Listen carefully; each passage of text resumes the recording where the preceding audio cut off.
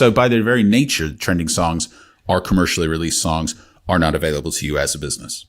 Or at some point in the future, if it's doing well, will be released. Because I know some artists will be trying to. Well, actually, no. Thinking about it, to get your you song, have to release it. You have to release it to even get your song on the platform anyway. So it's already released, so therefore it's commercial. So yeah. So basically, don't use the trending sounds argument because it's invalid.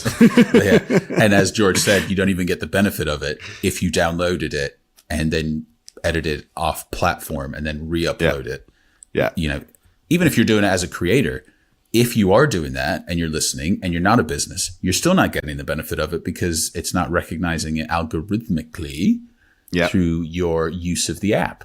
Yeah. And then if you're making money off any of the things that you're putting out into the world as a business, because even influencers are then registered as businesses. So if they're advertising a product and making cash off it, they then don't fall into the creator category in quite the same way that you would do if you were just innocently putting content out there. Well, George, what a wonderful segue into the next section of this, isn't it? Segway.com is the fact that if a brand then uses, actually, no, tell me, George, what happens if a brand pays an influencer who has a creator account to use to advertise their product, and that influencer uses a trending commercially released song?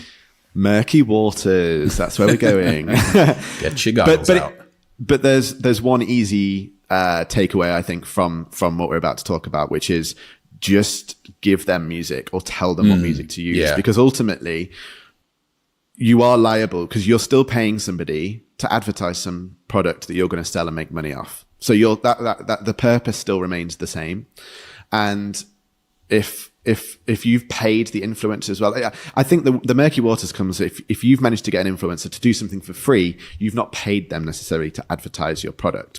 So the very, very murky water that I still haven't yet found an answer on is if you've given an influencer a product for free, you've not paid them to do anything about it, and they've chosen to make some content about it, then you're okay.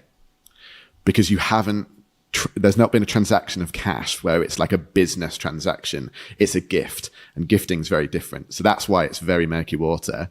If you've paid any cash for that influencer to promote your product, it's advertising. It's the same way as you putting music to your own post and boosting it and advertising it out into the world as well. Your intention is to make money.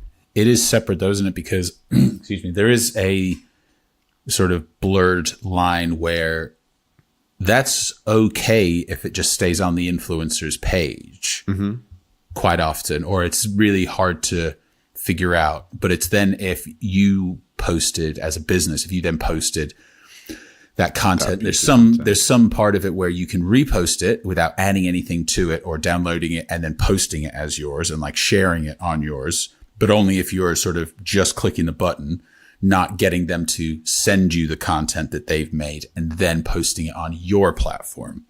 So, but it comes mainly down to whether you've paid them to create the content. So even if they keep it on their channel and not on your channel, it's still considered advertising. It's marketing.